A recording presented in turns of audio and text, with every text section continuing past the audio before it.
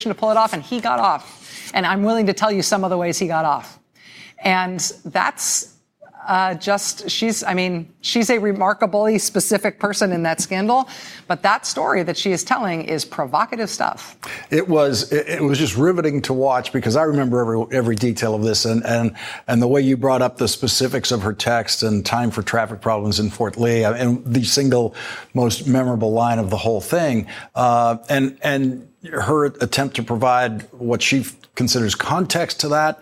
I found some of that understandable. I just can't imagine, though, being in those jobs and actually participating in something like that. I just can't imagine what's going through the minds of people who are doing that. And, and the sentencing judge for the sentencing of Bill Baroni, and now the sentencing yesterday of Bridget Kelly, talked about that. I mean, the judge who oversees this trial was like, what was going on in that administration? What was the ethos of that politician, that office, of that governorship, that this was the sort of thing that you all felt you all needed to be doing as public servants? It's pretty brutal. They're all going to come, Rachel. Sure. The Rachel Maddow confessional, a couple of years from now, there'll just be a line of them. Well, it's going to happen at a trout stream somewhere, I'll tell you. Thanks, Lawrence. Thank you, Rachel. Elizabeth Drew is going to join us at the end of the hour tonight. Elizabeth Drew, for me, is the highest authority on matters of impeachment. She's a Washington reporter who covered 2 of the 3 impeachments in American history. She was there for the impeachment processes against Richard Nixon. She wrote a book about it, the definitive book about it. She was also there for the impeachment of Bill Clinton. She is a longtime Washington reporter, author, essayist, beautiful prose stylist, brilliant thinker. She has been helping me and correcting me with some of my thinking and some things I've said about impeachment on this program. Very helpful emails she sends me. Elizabeth Drew is going to be joining us at the end of the hour to discuss her latest piece for the New York Times, which is entitled "The Danger in Not Impeaching Trump." The danger in not impeaching Trump. Elizabeth Drew is going to discuss that. And Neil Katyal is going to be with us midway through the show, because he's got some other stuff to do tonight and other obligations, and he's going to get to us by about 10:30 tonight. And we need him tonight with the new developments that have broken out in the subpoena battles and the wall the president is trying to build around the White House on subpoenas and other matters involving the Mueller report. But let's just begin with today as a news day. There's so much in it. There are some days when just one story dominates our coverage. One story fills this entire hour, like the day the redacted Mueller report is released. And we will have many more of those days, like this year with the investigations of the president. I'm sure we're going to have a lot of days like that. We might even have a couple of days like that next week when Attorney General William Barr testifies to the Senate Judiciary Committee on Wednesday, and more importantly, the House Judiciary Committee on Thursday. And I say more importantly because the House Judiciary Committee is controlled by Democrats who are actively seeking the full unredacted Mueller report and its supporting documents, while the Senate Judiciary Committee is controlled by Republicans with Chairman Lindsey Graham doing everything he possibly can to help William Barr contain the release of Robert Mueller's actual work. But every day, including every day when we become swamped in the coverage of one big story in Washington, remember that that day is also a presidential campaign day. We're in the middle of a presidential campaign. Most of the coverage of the presidential campaign is simply coverage of one half of the presidential campaign, the Democrats who are running for president. The other half of the presidential campaign is the Republican president running for re-election. So let's look at today. Let's look at today's developments in the Trump re-election campaign. And remember that for an incumbent president, everything that happens in the president's administration that day is a possible factor in the president's re-election campaign. So here's how Donald Trump's re-election campaign went today. Voters discovered today, through reporting by the Washington Post, that Donald Trump might have caved to North Korean demands and paid $2 million in ransom to get Kim Jong-un to release to allow for the release of Otto Warmbier from North Korean custody. North Korea participated in a cover-up of this ransom by calling it a hospital bill for Otto Warmbier. who was comatose by the time he left North Korea. There are no hospital bills in North Korea. None. A $2 million hospital bill in a country that doesn't have hospital bills? North Korea is the most totalitarian communist regime in the history of the world. The government owns everything. The government runs everything. The government controls everything. No North Korean hospital has the capacity to deliver $2 million worth of health care to anyone. North Korea, at the direction of Kim Jong-un, tortured Otto Warmbier. North Korea, at the direction of Kim Jong-un, murdered Otto Warmbier and sent him home after getting a promise of $2 million from Donald Trump, sent him home when he was dying. Sent him home when no amount of the best health care in the world could save Otto Warmbier. You won't be hearing about that on the presidential campaign trail from Donald Trump, but you will be hearing about it from his Republican challenger, Bill Weld, and you will be hearing about it from the Democratic candidates. And if Donald Trump is the Republican nominee, and if he agrees to debate the Democratic nominee, you are going to hear about Otto Warmbier and the $2 million ransom that Donald Trump agreed to pay. You're going to hear about that in a presidential debate. If Donald Trump agrees to participate in presidential debates, which I strongly doubt that he will. Here is where Donald Trump's answer to every question about North Korea and Kim Jong-un stands tonight. And then we fell in love, okay? No, really. He wrote me beautiful letters, and they're great letters. We fell in love.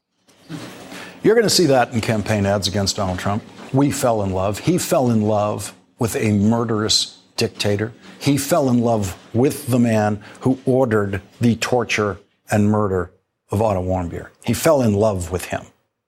You're going to see a lot of that video in the presidential campaign. And on this day, in the Trump re-election campaign, a giant hole broke open in the Fox wall of defense for the president.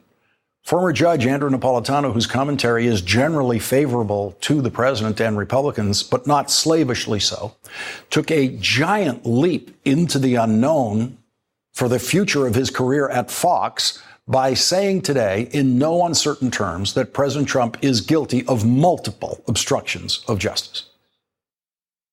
So when the president asked his former advisor and my former colleague at Fox, KT McFarland, to write an untruthful letter to the file knowing the government would subpoena it, that's obstruction of justice.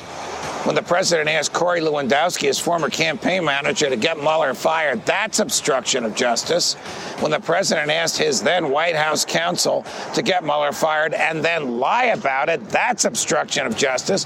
When he asked Don McGahn to go back to the special counsel and change his testimony, that's obstruction of justice. When he dangled a pardon in front of Michael Cohen in order to keep Cohen from testifying against him, that's obstruction of justice. Ordering them to break federal law to save him from the consequences of his own behavior, that is immoral, that is criminal, that is defenseless, and that is condemnable. When he gets fired from Fox News, maybe Chairman Jerry Nadler could hire him as one of the counsels to the House Judiciary Committee. Andrew Napolitano, man you just saw, is someone who President Trump consulted on who he should select for the United States Supreme Court. That's who turned on Donald Trump today. Judge Napolitano said he's very disappointed in Donald Trump because of what he has read in the Mueller report. He's a personal friend of Donald Trump's. Losing Andrew Napolitano today was a very, very bad day in and of itself for the Trump campaign. He is the Fox network's highest legal authority. And on the day that Judge Napolitano said that Donald Trump was guilty of obstruction of justice, the highest-ranking Democrat on the Senate Intelligence Committee, Vice Chairman Mark Warner, tried to alert the nation and alert voters in an article in USA Today that President Trump is, quote, practically inviting foreign adversaries to interfere in 2020. We now know that the Russians helped Donald Trump win the Electoral College last time. Donald Trump knows that. Donald Trump knows just how close he came to losing the Electoral College. Donald Trump knows he cannot afford to lose any of those voters who the Russians helped persuade to vote for Donald Trump last time. The Trump campaign needs them. And that's one of the reasons we have reports today that the last Secretary of Homeland Security, Kirstjen Nielsen, was advised not to tell the president about her worries that the Russians were planning to attack our election again in 2020 and are already at it. This would be like American intelligence discovering that the Soviets had nuclear missiles in Cuba aimed at the United States, and no one was allowed to tell President Kennedy in 1962 when that actually happened. Imagine a Trump presidency facing what President Kennedy faced, and no one could tell President Trump. In the most dangerous confrontation of the Cold War, President Kennedy used his intelligence, his experience, his judgment, and his trusted advisors to defuse a possible nuclear war with Russia. The Trump re-election campaign is now trying to re-elect a president who the Mueller report shows gives illegal orders that are ignored by his staff and who we now know cannot be told anything about what the Russians are planning in their next attack on our next election. And on this day in the Trump re-election campaign, the president got a new opponent, former Vice President of the United States, Joe Biden. In Joe Biden's video announcement of his campaign, he didn't focus on the outrage of the week. He didn't even mention the Mueller report. He focused on the outrage that he says started him thinking about trying to take the White House back from Donald Trump. Joe Biden reached back 2 years across hundreds of Trump outrages and reminded the country of the one we must never forget. The time Donald Trump said that there were some good people chanting, "Jews will not replace us." And that's when we heard the words of the President of the United States that stunned the world and shocked the conscience of this nation. He said there were, quote, some very fine people on both sides. Very fine people on both sides? With those words, the President of the United States assigned a moral equivalence between those spreading hate and those with the courage to stand against it. And in that moment, I knew the threat to this nation was unlike any I had ever seen in my lifetime. Leading off our discussion tonight, former Democratic Senator from North Dakota, Heidi Heitkamp. She's now a fellow at Harvard's Institute of Politics, and today she launched a new initiative called the One Country Project, aimed at Democrats winning back rural voters. Also joining us, Steve Hildebrand, Democratic political strategist and former deputy national campaign manager of President Obama's 2008 presidential campaign. And Jason Johnson is with us. He's the politics editor at TheRoot.com and a professor of politics and media at Morgan State University. He's also an MSNBC contributor, an all-star political lineup here for the presidential campaign analysis. Senator Heitkamp, I want to get your reaction to Joe Biden's entry into the campaign today and what it might mean for Donald Trump. I think Joe Biden answered the question that every politician gets asked. Why are you in this race? And I think he did a marvelous job in leading with a values, character-based argument for why we need a change. You could only listen to your earlier comments and know that we are in a state where we need to have a change, and we need to broaden the dialogue and offer a greater range of options for fixing the problems in this country. And I think that's what Joe Biden is going to bring to this Democratic primary season. So I think it's what I have been anticipating and have said on your show. I expect Joe would get in, and here he is. And I think he's going to add to the flavor and to the dynamic nature of this primary season. He certainly didn't have any surprise going for him this morning when he jumped in. Everyone knew it was coming. Steve Hildebrand, I want to go to the Trump campaign. There is a Trump campaign, a Trump re-election campaign that is, I think, ignored in the way that we cover the news. You're a veteran of a successful presidential campaign. I want you to imagine yourself in a president's re-election campaign, and you're watching the incoming every day at the White House, because for any president, there's always incoming at the White House. There's always something that can affect your presidential re-election campaign as president. But look at what the Trump White House is both creating by way of its own problems with Congress on subpoenas and other things, and what's happening to it that comes to it from the outside. You have a former cabinet member now recently left the cabinet, Homeland Security Secretary. It becomes revealed that she's not allowed, was never allowed, to mention Russia to the president. It just seems like almost every hour there's something happening that is another big problem for the Trump reelection campaign. You know, every day they seem to wake up and create their own worst nightmare. They've got a political shield. They've got a 30 to 35% base that never wavers in support for him. That being said, I can't imagine how you can handle the political gunfire that comes at you every single day by your own creation. And that's what they do, Lawrence. It's unfathomable in politics. I don't understand it, to be honest with you. Steve, let me just stay with you on this for a second, because what I've seen with every other president, as soon as they're elected and literally on election night in their victory speeches, one of the very first things they do is they reach out to voters who did not vote for them. And they do that in their victory speeches. They then do that in their inauguration addresses, their inaugural addresses. They do it in their State of the Union addresses. I haven't seen Donald Trump once, not once, since election night. I have not seen him once try to speak publicly to a voter who did not already vote for him. How do you form a re-election campaign with a candidate who has never once attempted to pick up a new voter?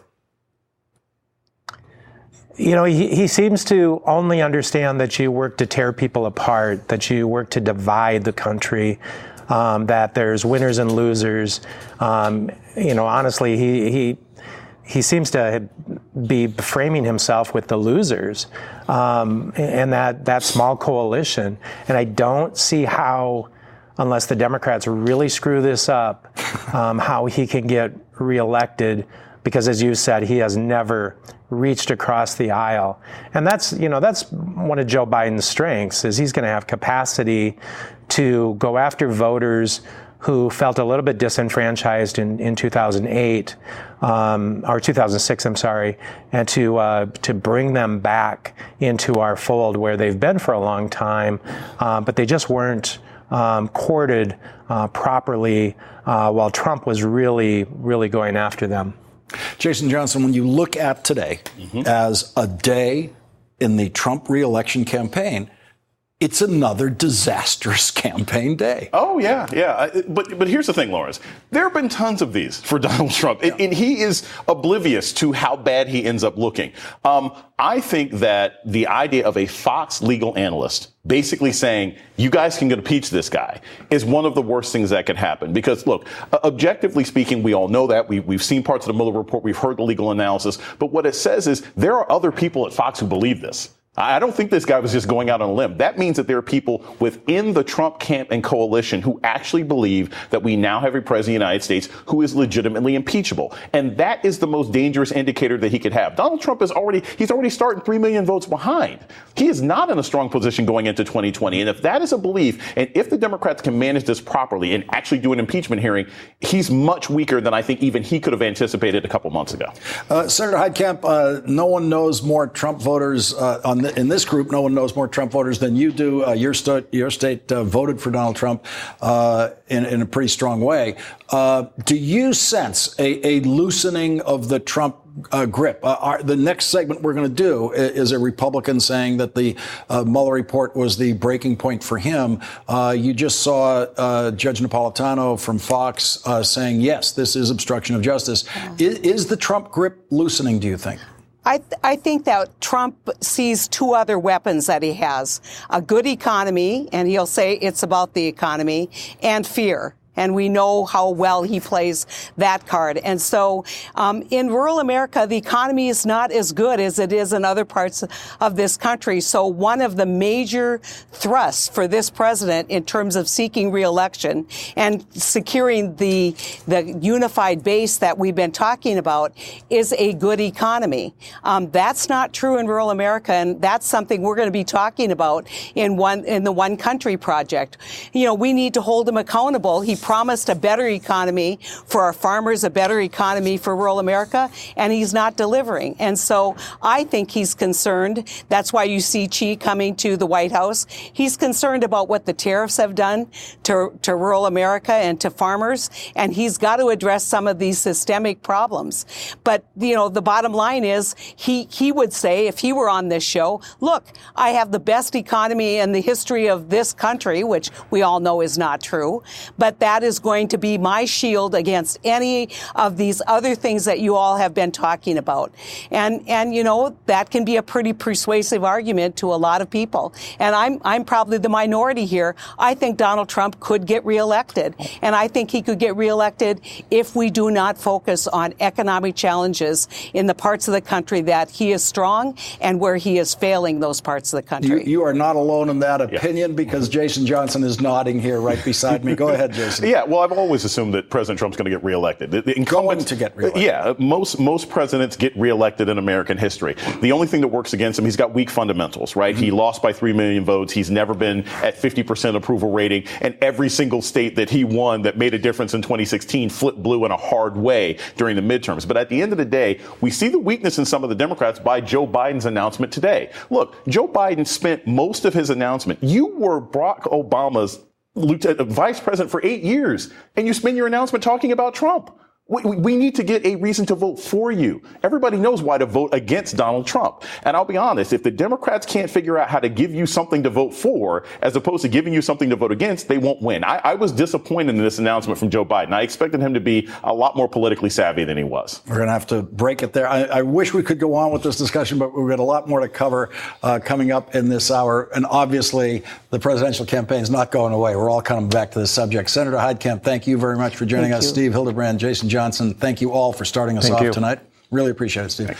And when we come back, Neil Katyal is going to join us. He's going to come somewhere around 10:30, I think. He's going to get here. He's got other stuff he's rushing from to get here. We're going to get his reaction to where the Trump war with Congress stands on subpoenas. We're going to get his reaction to what the Mueller report really does say about obstruction of justice.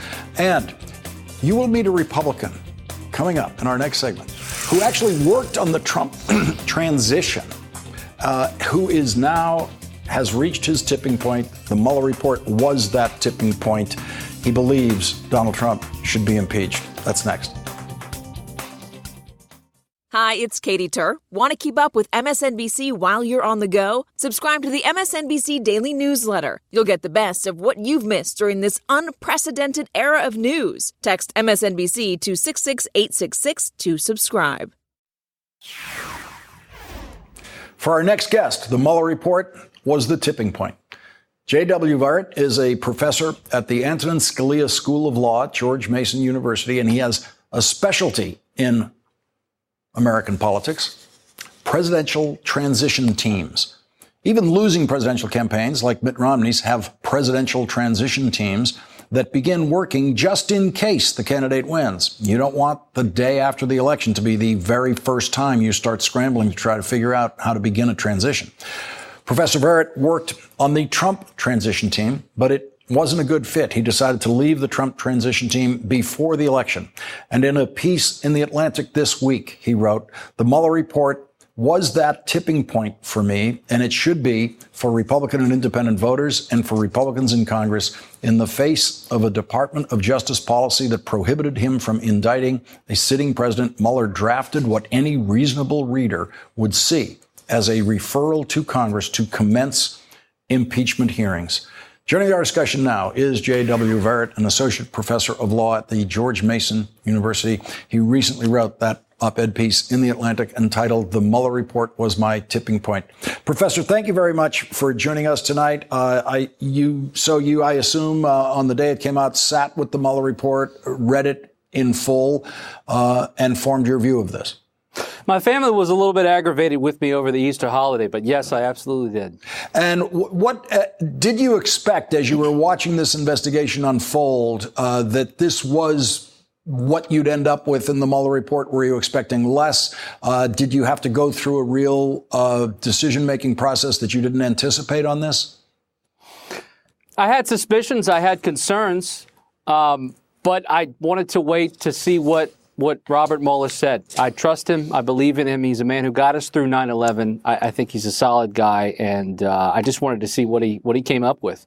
And it was compelling. And frankly, it also was clear to me that while there was a clear case for potentially 12 counts of obstruction of justice, it's also clear that he wasn't able to get to everything he needed. He didn't have the tools or the resources to get to everything that he needed. There's the missing Bannon emails.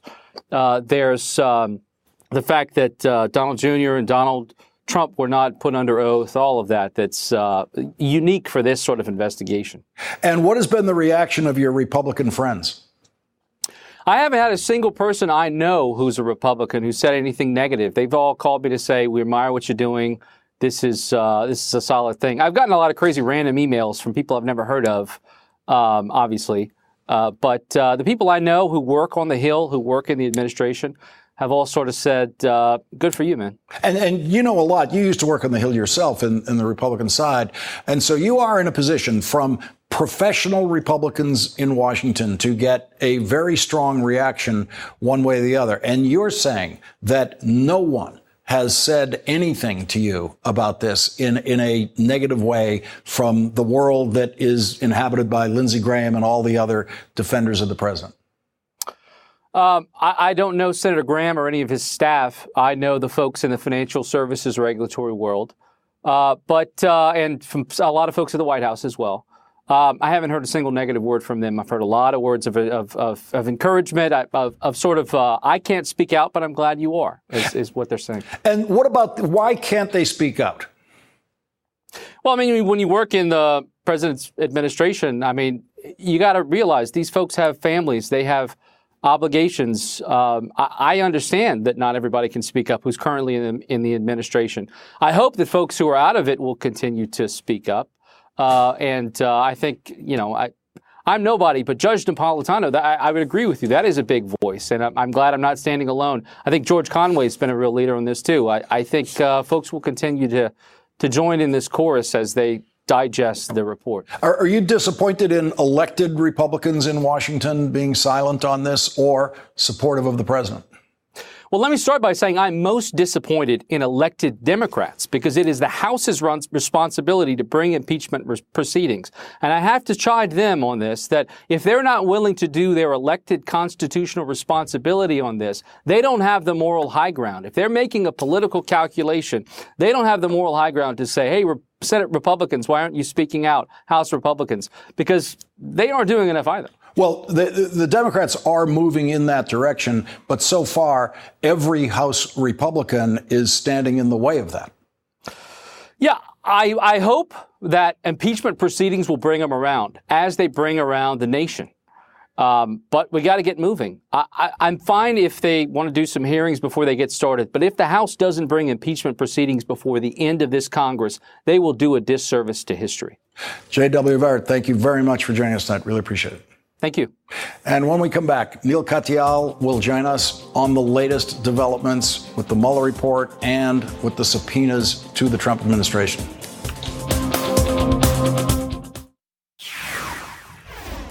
We are in day 2 of the new Trump imaginary wall. It is the imaginary wall the president is trying to build around the White House to block every subpoena sent by the House of Representatives.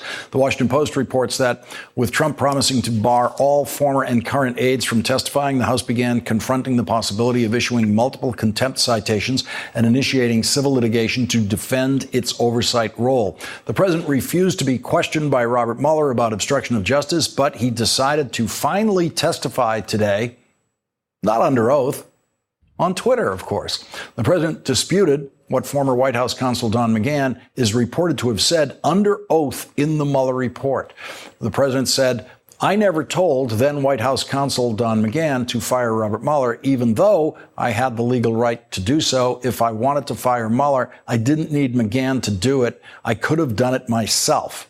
Now that the president is publicly contradicting the Mueller report and publicly contradicting the testimony of Don McGahn, does that add even more legal strength to the House Judiciary Committee's subpoena for Don McGahn's testimony. To answer that, we are joined now by Neil Katyal, former acting U.S. Solicitor General and an MSNBC legal contributor. He wrote the Justice Department rules governing special counsels. Neil, I have to ask you about this tweet by the president where he's actively now disputing evidence in the Mueller report, disputing Don McGahn's testimony. Does that add weight to the subpoena for Don McGahn's testimony by the House?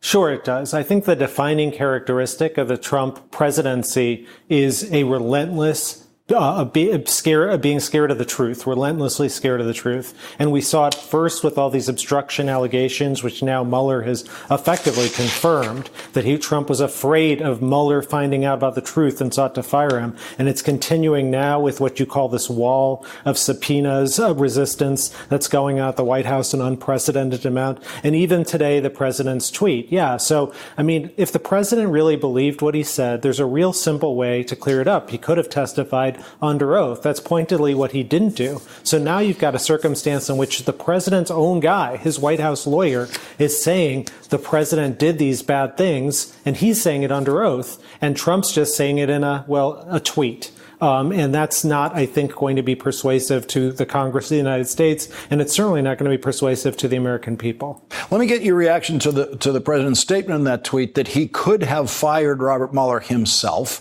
without Don McGahn, and there would be no problem, no obstruction of justice in that. And let me just add to that, because within the last hour, he told Sean Hannity this. He said, I could have fired everybody. I could have fired Mueller. I could have fired anybody that I wanted to fire. Article 2 fired nobody other than Comey. And very interesting, that was early, and people don't talk about that. Your reaction to the president saying not only could he have fired Robert Mueller, he could have fired anybody, and that would be totally legal. Yeah, the technical legal term for that, as I've said before, is poppycock. I mean, that is such a bad legal argument. I don't think you could get a single serious constitutional scholar to agree with it. And here's why. Of course, the president has the ability to fire people in his cabinet. Yes, just as you and I have the right to throw our laptops away in the garbage. But we don't have that right if we know the FBI is about to knock on our door under a warrant and get it. You can't go and destroy your laptop. And similarly, you can't go and fire someone for an improper motive. So yes, the president generally has that power, but specifically here he does not, because, and the Mueller report is devastating on this, page after page showing he did this to effectively obstruct justice. He was afraid of the legal proceedings against him. And so it isn't as if he just thought, oh, Comey, I don't really like your performance, or Mueller, I don't like your performance. There was something much more specific, which Trump even admitted was that Russia thing. We have some breaking news tonight in comments from Rod Rosenstein. He's giving a speech tonight, and I just want you to listen to this part of it and get your reaction to this. I did pledge to do it right and to take it to the appropriate conclusion. I did not promise to report all results to the public because, as my fellow U.S. attorneys know well, grand jury investigations are ex parte proceedings. It's not our job to render conclusive factual findings. We just decide whether it's appropriate to file criminal charges. That is our job. Your reaction to that, Neil? Well, I haven't heard the whole speech. I sure hope that wasn't a fully representative example, because I think I heard him say in there that it is not his job to render factual conclusions. But that's, of course, exactly what his boss, the Attorney General, did do. Remember, Mueller did not resolve the obstruction of justice charges. He laid out the evidence in damning detail, but page 1 of his report and page 2 said, even if there is damning evidence, I'm not going to conclude it's a crime because that would be unfair to the president, because the sitting president can't be indicted. So Mueller didn't make those conclusions. It was Barr and Rosenstein, who I thought sat right behind Barr at the press conference when he said that. So I can't make sense of how to reconcile what Barr said last week with what Rosenstein's saying now. I hope maybe the full speech illuminates it, but if not, I sure hope that Rod Rosenstein isn't entering the Trump distortion field. Well, his exact lines there were, it is not our job to render conclusive factual findings. We just decide whether it is appropriate to file criminal charges. Yeah, but I thought that, I think Barr went further than Yes, that he in did. his letter and in his press conference. And so that, to me, is the real problem. Now, maybe there's some tension between those two, and that's what we're starting to see tonight. I don't know, but I can tell you this, that I think what Barr did will go down in American history as the beginnings of an attempted cover-up and a hiding of the truth from the American people. And I think it's Congress's job to investigate what Barr said and did, in addition to all the allegations in the Mueller report. Neil Katyal, thank you very much for joining us again tonight. Always enlightening to have you here. Really appreciate it, Neil. Thank you. Thank you. Thank you. And when we come back, the danger of not impeaching Donald Trump. That's next. There has been much said and written recently about the political risk to Democrats if they pursue impeachment of the president when polls indicate a majority of Americans are not yet in favor of impeachment. Now comes the counter argument from Elizabeth Drew in her New York Times article entitled "The Danger in Not Impeaching Trump." While recognizing the potential political risks in the impeachment process, Elizabeth Drew writes, "But the Democrats would also run enormous risks if they didn't hold to account a president who has clearly abused power and the Constitution, who has not honored the oath of office, and who has had a wave of campaign and White House aides plead guilty to or be convicted of crimes." Elizabeth Drew literally wrote the book on impeachment entitled Washington Journal Reporting Watergate and Richard Nixon's Downfall. And full disclosure, I have been an avid fan of Elizabeth Drew's work since I started reading her coverage of the Nixon impeachment process when I was in college. She is one of the Washington reporters who has covered 2 of the 3 presidential impeachment processes in American history. The Nixon impeachment, which ended with the president's resignation after the House Judiciary Committee voted to approve 3 articles of impeachment against the president, and Bill Clinton's impeachment, which went all the way to trial in the United States Senate, where 50 senators voted in favor of removing the president from office, but removal requires a 2/3 vote of the Senate, and so the Clinton presidency survived. What does that impeachment history teach us about the impeachment decisions Democrats in the House of Representatives now face? There is no higher authority on that subject than Elizabeth Drew, and she will join us right after this final break. The last Republican president to face impeachment was a much more careful public speaker than Donald Trump, but he used some of the same defensive tactics.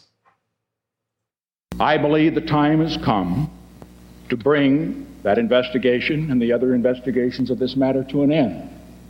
1 year of Watergate is enough. And I thought after 2 years, we'd be finished with it. No, now the House goes and starts subpoenaing. They want to know every deal I've ever done.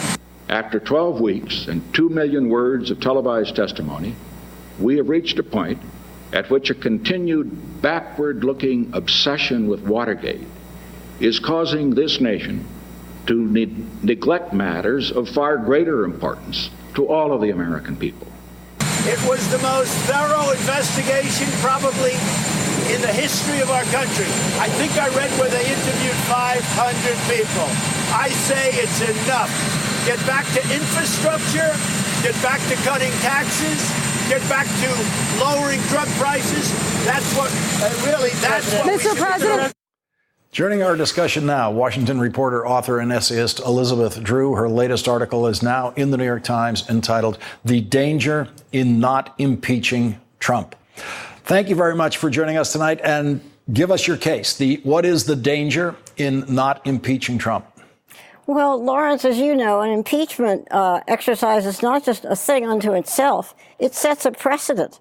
And I think it would be a terrible, dangerous precedent for the Congress to, in effect, say, oh, it's okay that he did these things. There's no reason to punish him for it. Of course, the idea of impeachment the founders insisted on was to hold a president accountable between elections.